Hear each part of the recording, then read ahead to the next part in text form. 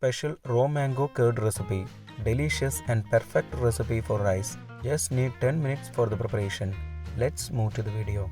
In a grinder jar, take 3/4 cup of grated coconut.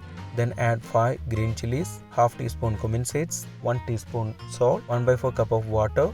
Grind it nicely. Now add 2 raw mango cut into small pieces. Coarse grind it. In a pan, take 2 tablespoon oil and heat it.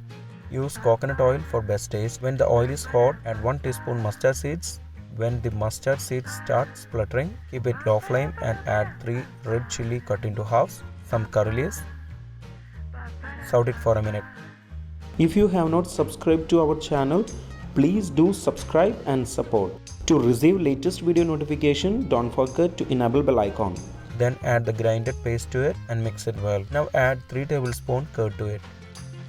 Also wash the grinder jar with 1/4 cup of water and add to it. Stir it and switch off the flame. Special raw mango curd recipe is ready. Use a less sour mango for best taste. Before skipping, please consider subscribing to my channel.